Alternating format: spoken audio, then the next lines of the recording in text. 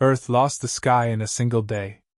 Thousands of Imperial warships descended into orbit so densely that sunlight dimmed over entire continents. Their shadows stretched across oceans, cities, deserts, and mountains. Satellites vanished first. Then communication grids collapsed. Defense networks fired everything they had: missiles, drones, railguns, nuclear payloads.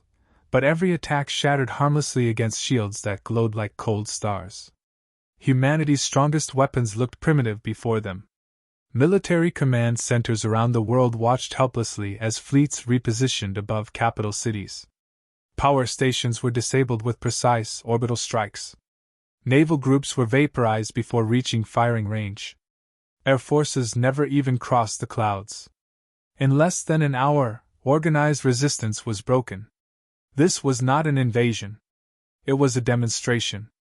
Then the message arrived on every remaining screen. Surrender all population centers. Submit all leadership structures. Resistance will result in planetary cleansing. Panic spread faster than fire. Highways froze beneath endless traffic. Shelters overflowed.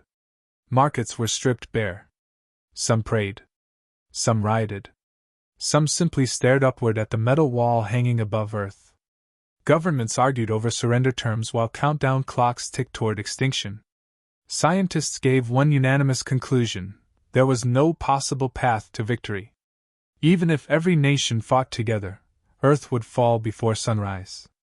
Then the Pacific Ocean moved. At first, analysts assumed another enemy strike. But deep-sea sensors reported something impossible: seismic pulses rising from the Mariana Trench in perfect intervals. Not random tremors. Rhythmic signals. Mechanical. Strong enough to shake coastlines across half the planet. Earthquake alarms erupted from Tokyo to Los Angeles. Tsunami warnings followed minutes later. The ocean floor was rising. Imperial vessels shifted formation and redirected scanners toward the Pacific. For the first time since arriving, the invaders broke pattern. Intercepted transmissions carried urgency. Then fear. More pulses followed. Steady. Deliberate. Ancient. Across command rooms worldwide, one truth became clear. Something beneath Earth had just awakened. The Pacific became the center of the world within minutes. Satellites that still functioned showed the ocean collapsing inward, forming a whirlpool so vast it swallowed weather systems. Waves rose like walls around a widening circle of exposed abyss. Ships hundreds of kilometers away were dragged backward by currents no engine could resist. Then the darkness below opened. A structure larger than any human vessel began to rise from the trench. Water poured from black metal surfaces layered beneath miles of pressure and silence. It was not ruined, not corroded, not damaged by age. The machine looked as if it had been waiting, untouched, for thousands of years. Its shape defied modern design. Massive armored sections rotated into alignment. Towering spires unfolded from within the hull. Segmented platforms expanded outward like mechanical continents. Rings buried beneath the seabed lifted with it, locking around the main body as if the ocean floor itself were part of the system. As ancient plates split away, glowing symbols ignited across the surface in lines of blue light. Archaeologists froze when they saw them.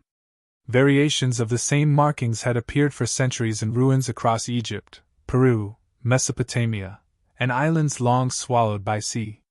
Every culture had dismissed them as myth. They had all been warnings. The Imperial fleet stopped bombardment immediately. Warships pulled back and reformed at maximum weapons range. Intercepted transmissions were fragmented, but one phrase repeated through every channel: extinction machine. Human translators could barely believe it. The conquerors recognized what had risen, and feared it. The machine continued ascending until it towered above the sea like a forged mountain. No visible cannons emerged. No missile ports opened. No heat signatures formed. Yet every sensor on Earth detected power building at impossible scale. Blue rings spread across the ocean surface for thousands of kilometers. The atmosphere trembled. Electronics flickered worldwide. Then every remaining screen displayed a single unknown symbol pulsing like a heartbeat. Military analysts reached one conclusion. The machine was using Earth itself as a weapon. No explosion marked the attack. No beam crossed the sky. No sound followed the charge. The ancient machine released a pulse so clean and precise that most of Earth never realized it had fired. In orbit, the Imperial Armada stopped moving. Thousands of warships froze in perfect formation above continents and oceans. Engine trails vanished. Shield arrays collapsed. Weapons systems powering for bombardment went dark mid-cycle. Massive carriers, destroyers, troop barges, and command vessels hung motionless like dead metal carved into the sky. For 1 second, nothing happened. Then every ship disappeared. Not damaged. Not falling. Not burning. Entire fleets vanished at once, leaving empty space where overwhelming force had stood moments before. There was no debris field, no radiation bloom, no fragments entering atmosphere, no emergency signals, no escape craft. Even the shadows they cast over Earth were gone. Clear sunlight returned across cities that had prepared to die. Celebrations erupted worldwide. Soldiers embraced. Civilians poured into streets. Sirens became cheers. Leaders declared humanity saved by a miracle older than history. After hours of fear, the sky finally belonged to Earth again. But observatories quickly ended the celebration. Tracking stations confirmed no hyperspace jump signatures, no warp distortions, no detectable acceleration. More troubling still, the fleet's gravitational presence had vanished instantly. Objects of that mass could not simply leave without trace. It was as if they had been removed from reality itself. Captured Imperial scouts begged for confinement below ground. Through terrified translators, they repeated warnings about a place called the Dark Sea beyond maps. They insisted the Armada had not been destroyed. It had been sent back. Humanity turned its attention to the machine in the Pacific. Research drones launched toward it lost signal within seconds. Autonomous submarines went blind before reaching visual range. Satellites attempting direct scans returned only static and impossible geometry. Then the oceans began rotating around the structure in perfect patterns. Power readings climbed again. New coordinates appeared across global networks: cities, bunkers, military bases, orbital assets. Earth realized the ancient guardian was now measuring its next target. Fear replaced celebration almost instantly. The same machine that erased an empire was now mapping Earth's defenses, infrastructure, and population centers with terrifying precision. Nuclear silos unlocked and then shut themselves down. Satellites rotated without command. Power grids flickered under an intelligence no nation could challenge. Humanity had been saved, but not yet spared. Linguists worked nonstop on the symbol repeating through every network.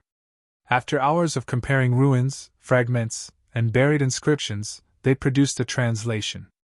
Errors detected. Judgment pending. The message changed everything. Archaeologists reopened sealed records once dismissed as legend.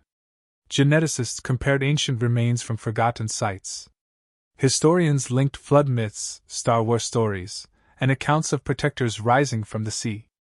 One conclusion formed across every field: humans were not strangers to the builders. We were their descendants, or what remained after a war so old memory became myth. The machine had not awakened to rescue humanity out of mercy. It had responded to an inheritance claim. Yet Earth's record was grim. Endless wars. Environmental collapse. Division by borders, language, and greed. If the Guardian judged civilization by conduct, humanity had little defense. For the first time in history, nations stopped negotiating against one another and spoke together. Weapons systems were powered down voluntarily. Military channels opened to civilian scientists. Rivals shared research without condition. A single transmission was prepared and broadcast through every spectrum. We are flawed. We survived. We learned. Give us the chance to become worthy. Silence followed. Then the oceans calmed. Energy levels within the machine dropped steadily. Around the world, hidden vaults opened beneath mountains, deserts, and polar ice. Inside were medical archives, clean reactors, fabrication systems, navigation charts, and starship designs centuries beyond modern science. The verdict was acceptance. Deep space sensors soon detected surviving Imperial forces fleeing outward, transmitting emergency warnings across known space. Their message spread from system to system. Do not approach Earth. Humanity had not merely survived invasion. It had inherited the arsenal of a civilization the galaxy still feared.